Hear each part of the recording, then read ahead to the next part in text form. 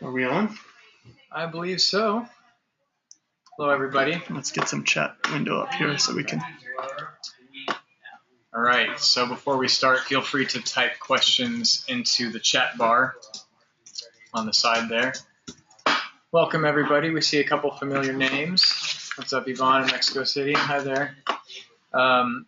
Welcome to the Tony Hawk Foundation Grant Webinar. I'm Alex Beck. This is Peter Whitley.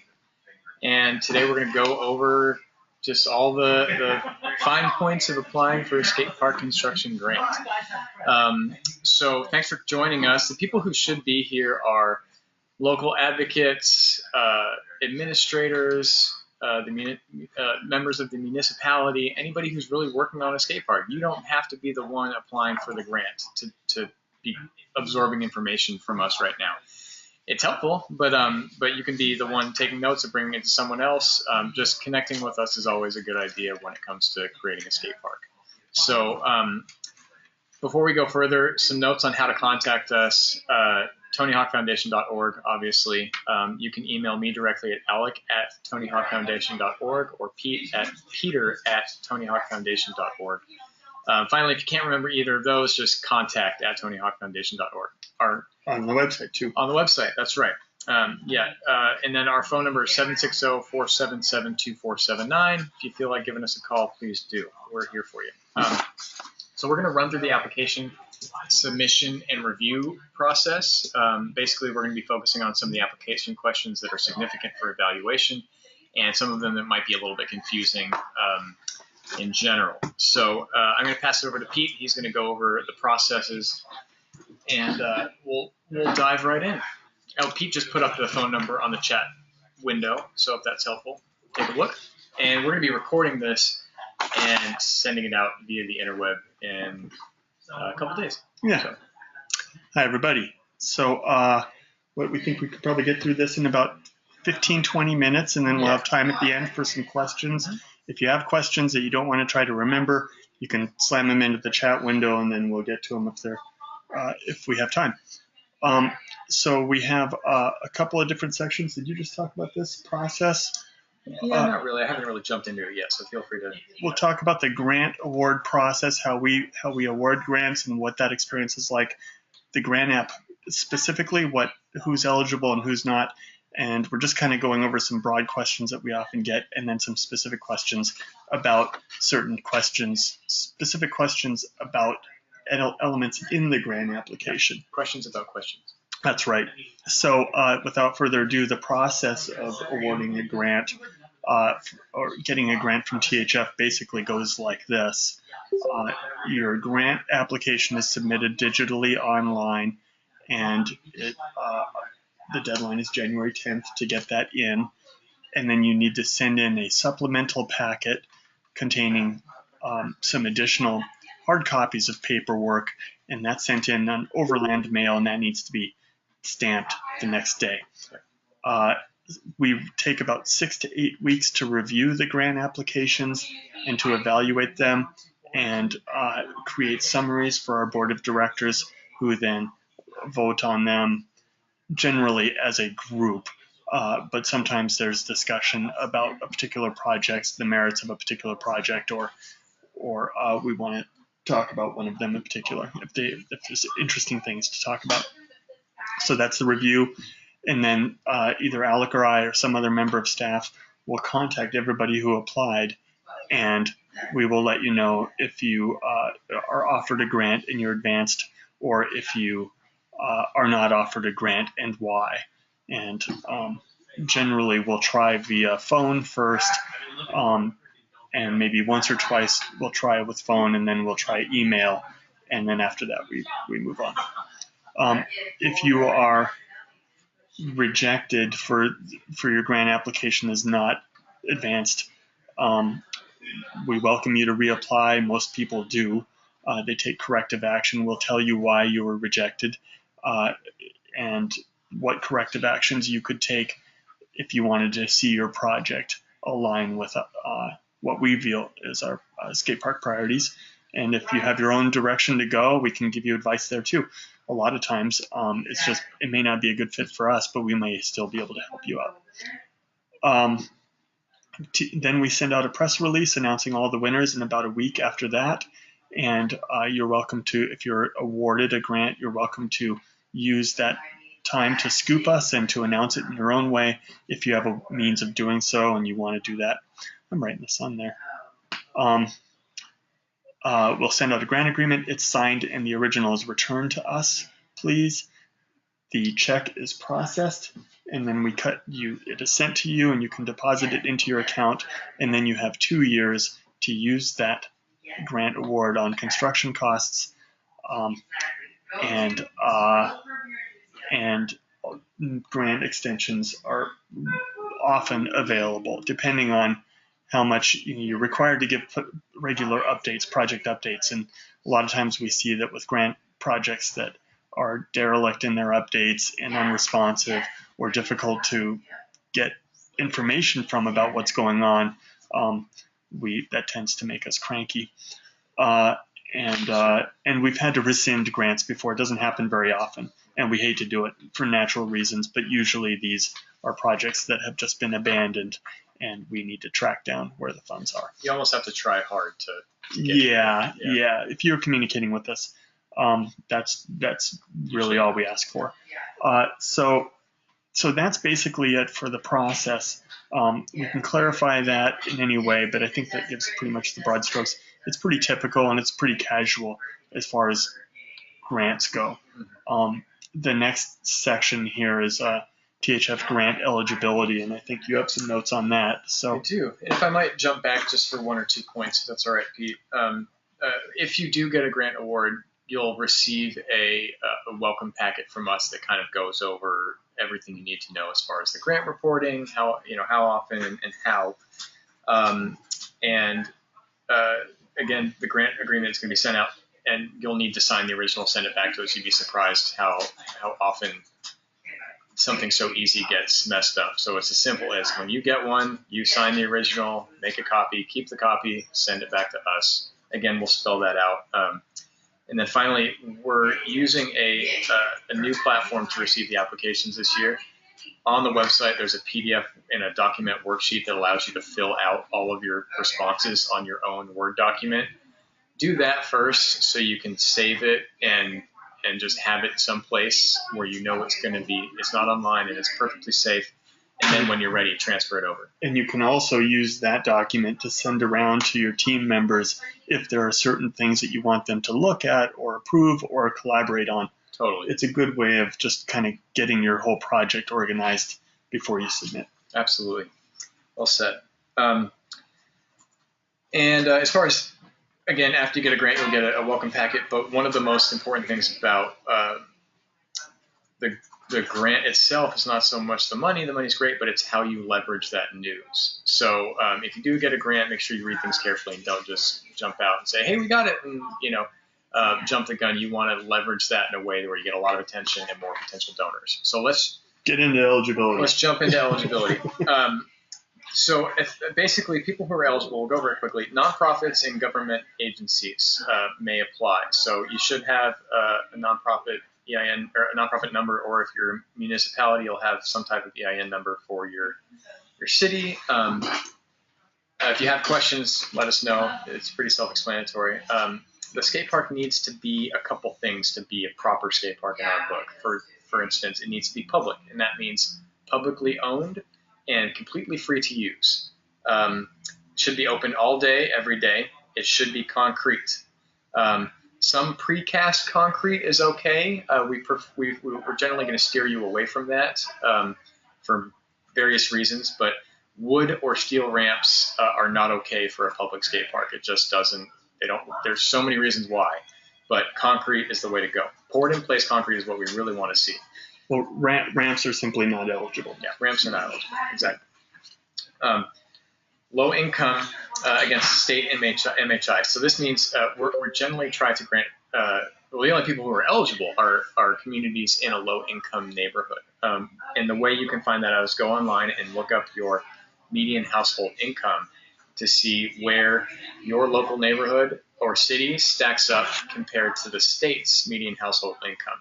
If you are lower than the states, for instance, if you are in Boise, Idaho, and you have $55,000 as your MHI, and Idaho, the state has $60,000 as the MHI, the average household, the median household income, you're considered low income enough to apply for a grant from us. So go online and check that out. You can go to citydata.com or US census.gov. City Data has a dash between city and data. Pretty easy tools to figure that out.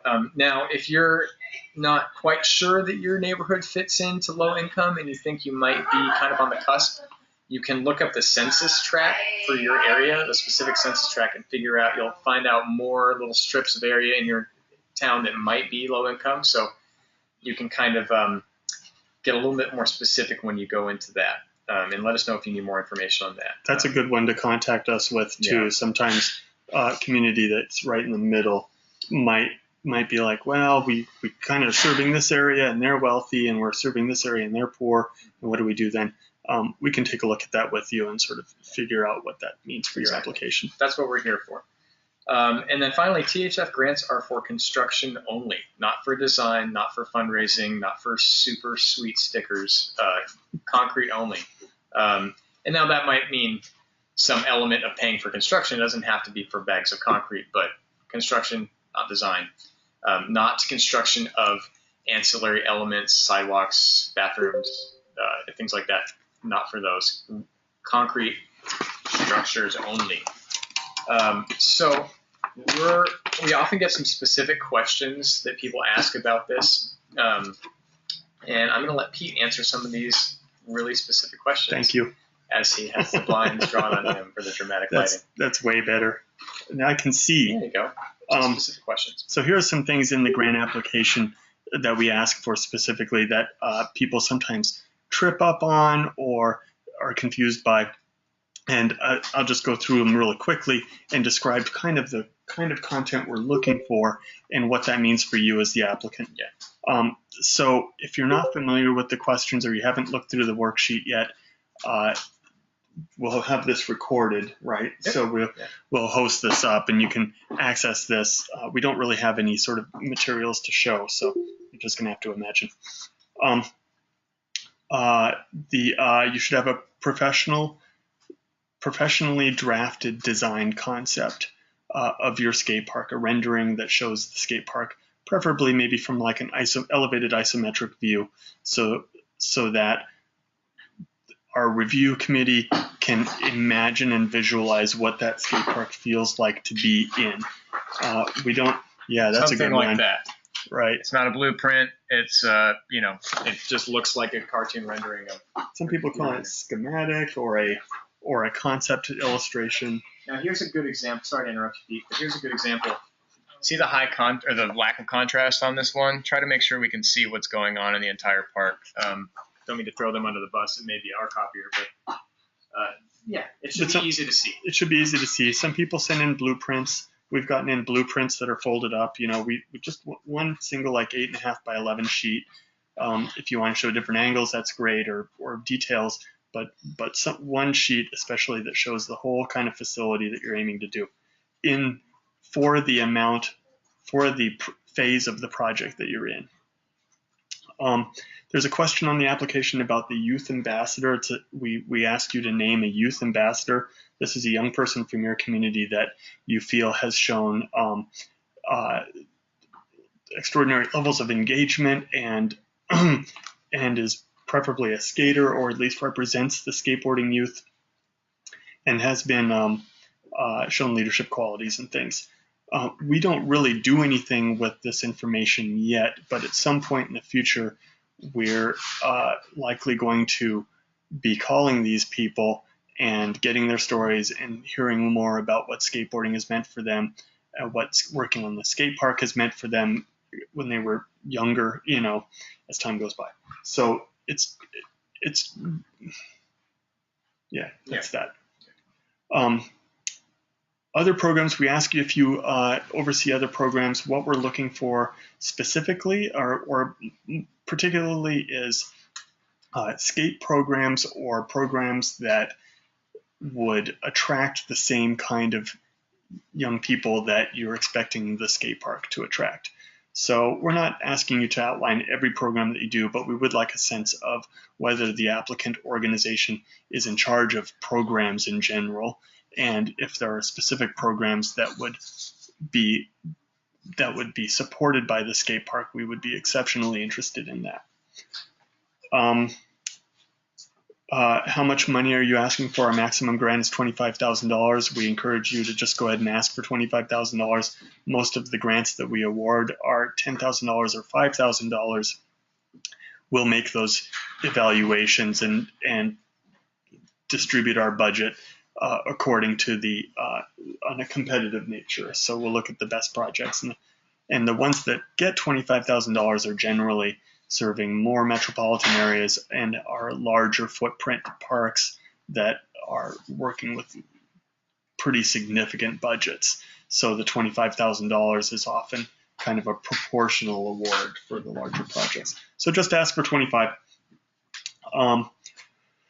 There's several places where we ask for breakdown of funds, and we're not looking for the specific cost of rebar or anything like that, but we would like a little bit of details about whether the funds are construction based, say in the expenditures, or maybe where your funds came from. We want to know sort of the categorical things. We don't need to know the names of every donor, but we would like to know your grassroots effort produced $12,000. The local chamber of commerce ran a campaign and they earned $20,000.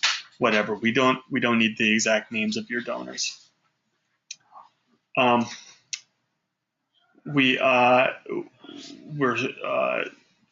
you mention that you may charge a fee, or when you mention that you may have an on-site supervisor or person to watch over the park and supervise the park, you're probably going to get some questions from us about why and what that means.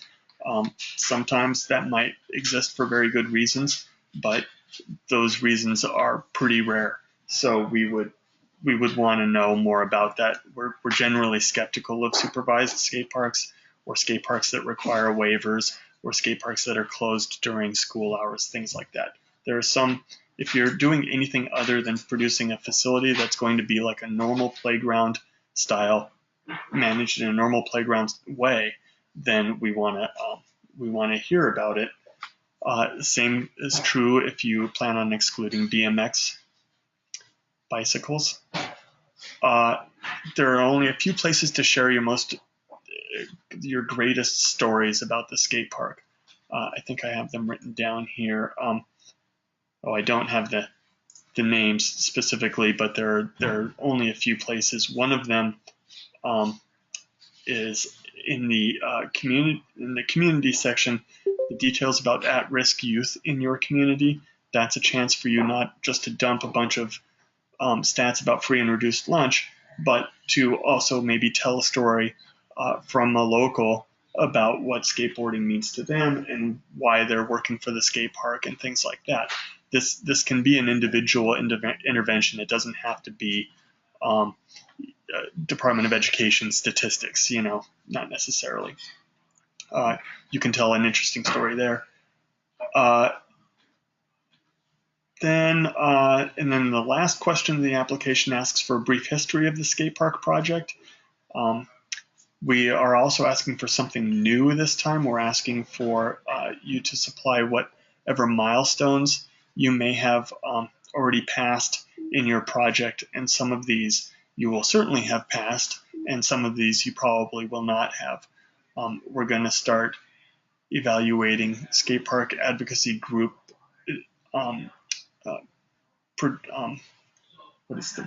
momentum through the development process, and we want to know when you started talking about this and when you started actually going to meetings and things. So that information is really going to help us a lot, and we really appreciate that. And I don't know how much we're going to be using that yet to evaluate the project.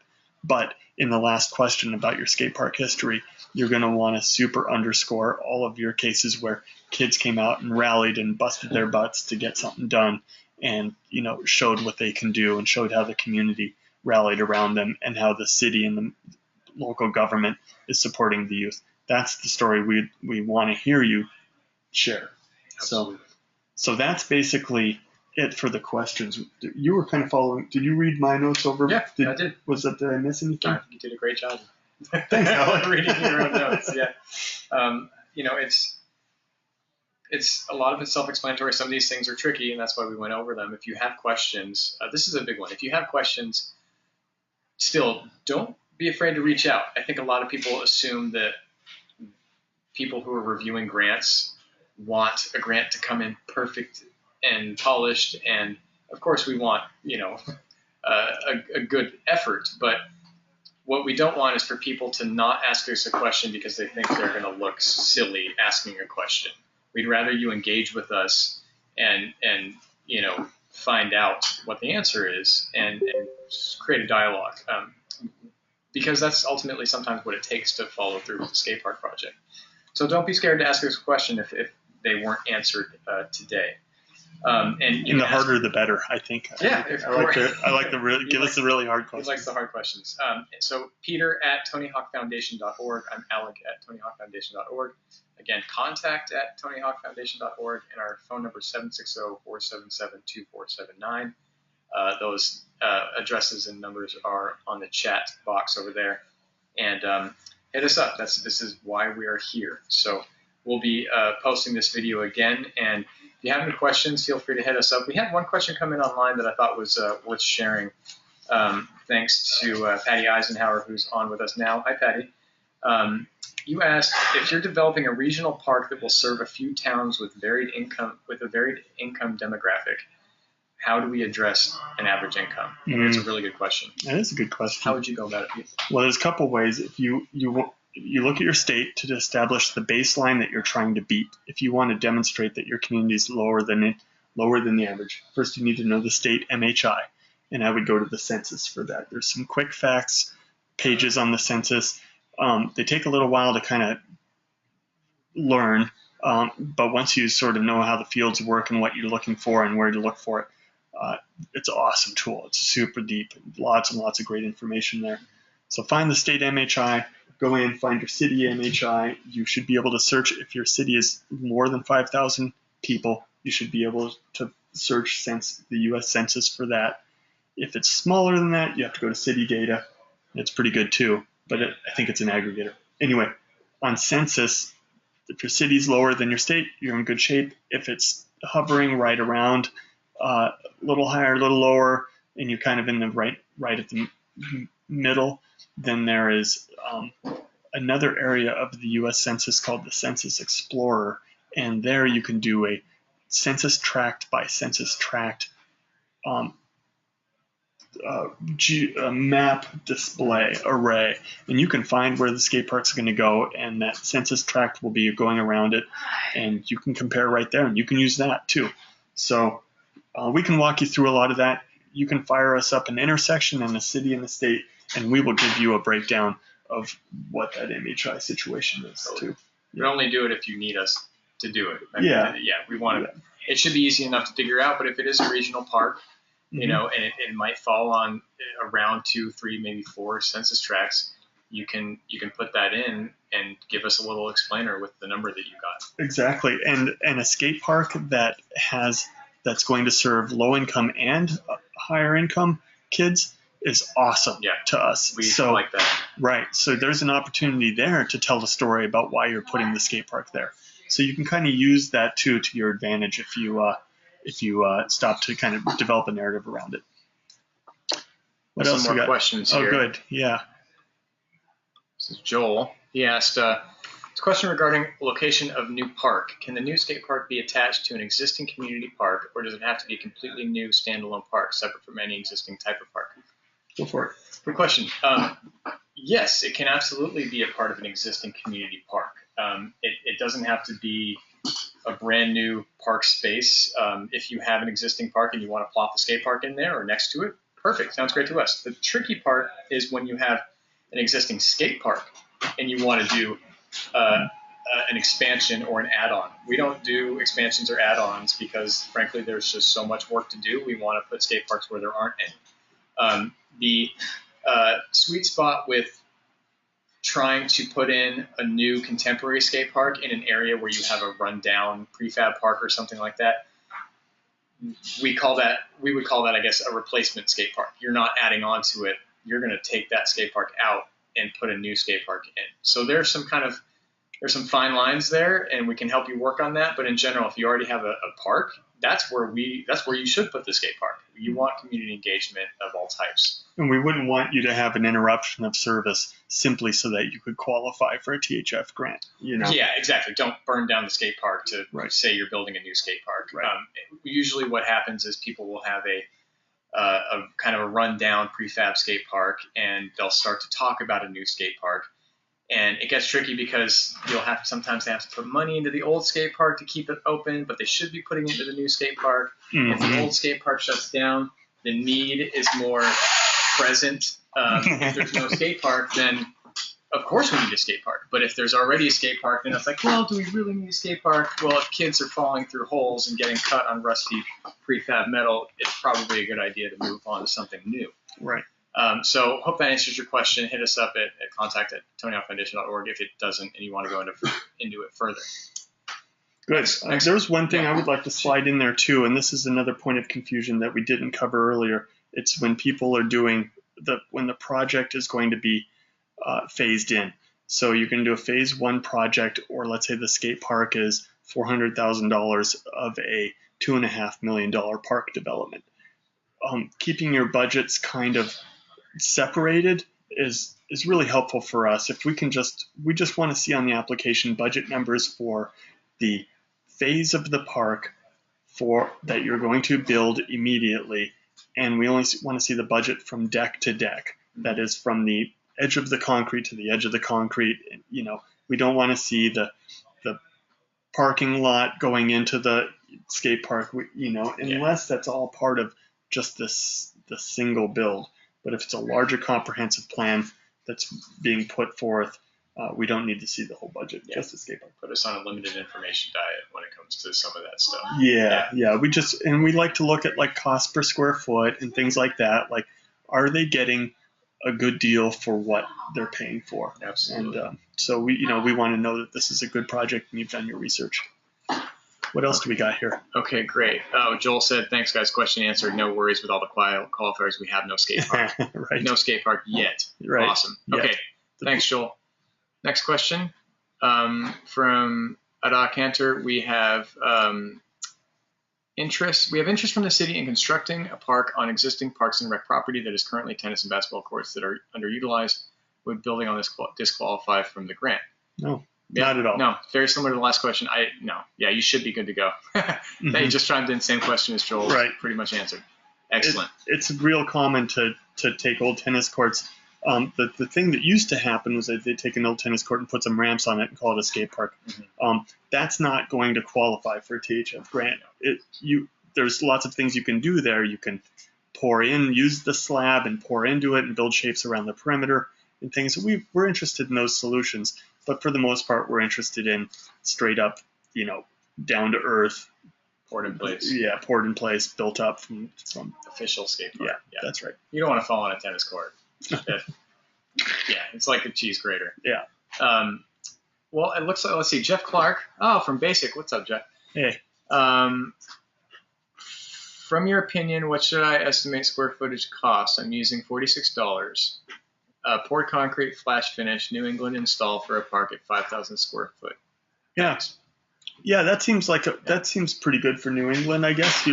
The problem you're going to have in Vermont and in that area is maybe a lack of qualified builders who might be able to work on the site and live in their own homes or just kind of travel and be there.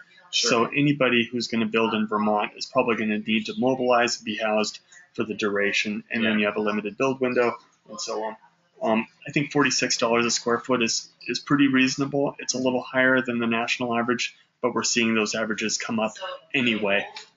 Most of the builders don't like the average that we claim. We claim that it's about $44 to $46 nationally. They would like to see us get it up to $50 and start saying that. That's not what we see. We see between 40 to 46, and it really depends on the site, all kinds of factors, the soil conditions, the amount of volunteers, how much work they need to do. Absolutely. All of we that. had somebody come in at almost half the price of the normal, right. The normal square footage cost, and we looked into it, and it turns out that the whole construction operation is 20 minutes away from the park. That certainly saves on some funds, on some costs. So, so many factors. DIY design build can be an option for some communities that can save you some money. There's lots of ways to do it, but I think that really doing everything that you can around the skate parks that all the skate park designer and builder have to do is come in and get it done. That's the way to save the cost. Yeah. And if and when you get that far, the nicer you treat your skate park contractors, sometimes they stick around and do a couple more square feet. You never know. We've seen it happen. Give us a call, Jeff. We need to catch up anyway. I want to know what's up out there. So Keep going. So let's see. Yeah, we will give you a call. What else? I think that's about it for today. We went over most everything. Again, fill out everything on the worksheet, whether it's PDF or a document. That's halfway down, TonyHawkFoundation.org/skatepark-grants. Fill it out on the worksheet. Get it all done there, so it's on your computer, and then when you're ready, just copy and paste and toss it over. So go Brattleboro. Go Brattleboro. Absolutely. I don't know how many times I've gone on to huge tirades in the office about the Brattleboro situation. Keep on fighting, you guys. Good fight for sure. And to those people, I know Yvonne is watching. Jeff just said they're at 110,000 towards 230. That is fantastic. Yeah, keep nice it work, up, Jeff. Keep it up. Yvonne from Mexico City is doing some great work out there. Well, she's not from Mexico City, but she's in Mexico right now, supporting the skate scene very strongly. Well done, Yvonne. We don't traditionally offer international grants. That's usually on an invitation-only basis. If it's something you're interested in, you're welcome to make an appeal for that. But in general, it's usually stateside. Let's take a look at it anyway. Have a conversation. We know what type of good work you're doing out there, so we always want to have a conversation. Cool. So I think that's about it. All right. Thanks, y'all, for watching. Rock on. Thanks. Yep. All right. Good job, Alan. Good job, Pete.